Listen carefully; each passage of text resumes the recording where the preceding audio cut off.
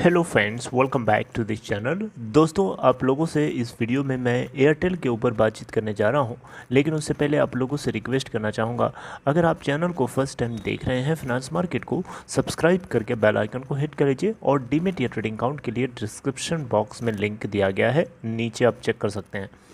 दोस्तों, भारती एयरटेल आज अगर हम देखें तो 17 मई 2022 को 695 के प्राइस के ऊपर ओपन हुआ, 690.85 का लो और 710 का हाई बनाया और 707.05 के ऊपर लगभग 2% की तेज़ी के साथ बंद हुआ। अगर हम मार्केट कैप की बात करें इस क्लोजिंग प्राइस के करस्पॉन्डिंग तो 3,95,247। अगर हम टोटल वॉल्यूम देखें तो एनएससी के ऊपर 48,47,812। इसका 52 वीक लो है 509.14 का और हाई है दोस्तों 781.80 का। प्रोमोटर्स की शेयर होल्डिंग मार्च क्वार्टर के एंड तक अगर आप देखें तो 55.93% रही। अगर एफआईआईज देखें तो 19.36% की मैसिव शेयर होल्डिंग के साथ हैं। डीआईआईज अगर आप देखें तो 19.51 और पब्लिक के पास 5.16% की होल्डिंग है। दोस्तों, एक बहुत ही धमाकेदार खबर है। धमाकेदार खबर ये है कि भारती एयरटेल के क्वार्टर 4 के नंबर्स धमाके के साथ आ चुके हैं। भारती एयरटेल ने क्वार्टर 4 में 2008 करोड़ का नेट प्रॉफिट जनरेट किया, जो कि इसके पिछले फाइनेंशियल ईयर के सेम क्वार्टर से 165% ऊपर है, ग्रोथ है। 165% की सीधे सीधे ग्रोथ है। अगर हम पिछले साल सेम क्वार्टर में देखें तो 759.2 करोड़ का नेट प्रॉफिट जनरेट किया था कंपनी ने। ईटी नाउ की तरफ से जो पोलिंग कराई गई थी उसमें 1587 करोड़ का एस्टिमेशन था, जो कि बिल्कुल भी ना सिर्फ गलत हुआ बल्कि उसको तोड़ करके आगे निकल चुका है एयरटेल का जो एक्चुअल डेटा है प्रॉफिट आफ्टर टैक्स का। कंसोलिडेटेड बेसिस पे EBITDA की बात करें तो 15,998 करोड़ रुपए का निकल के आता है। EBITDA मार्जिन 50.8% के आसपास है और जो कि 192 बेसिस पॉइंट से ईयर ऑन ईयर बेसिस पे इम्प्रूव होता हुआ दिखा है। आरपू की बात की जाए दोस्तों, आरपू आपको पता होना चाहिए एक बहुत ही इंपॉर्टेंट पैरामीटर होता है टेलीकॉम सेक्टर के ग्रोथ को मेजर करने के लिए। तो भारती एयरटेल का इस बार एवरेज रेवेन्यू पर यूज़र निकल के आता है 178। ये ना सिर्फ इंडियन टेलीकॉम स्पेस के अंदर सबसे ज़्यादा इसका या आरपू लेवल है, बल्कि ये अपने आप में बहुत ही बड़ा माइलस्टोन भी है।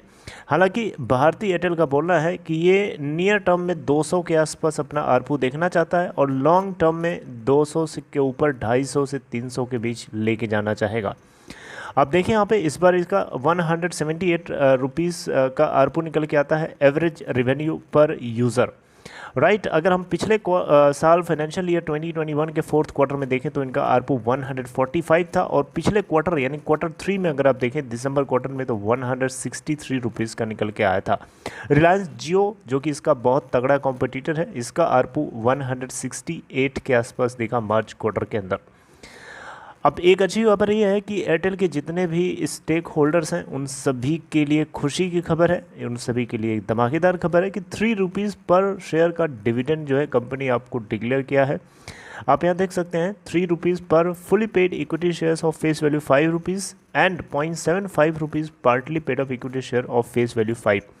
राइट, तो ये पूरे फाइनेंशियल ईयर 2022 का फाइनल डिविडेंड है। दोस्तों, एक चीज़ और आपको बता दूं, यहाँ पे रिकॉर्ड डेट और एक्स रिकॉर्ड डेट अभी कंपनी ने डिक्लेयर नहीं किया है, लेकिन कंपनी ने डिक्लेयर कर दिया है कि ये डिविडेंड देने वाले हैं जिस रेट से मैंने बताया आपको।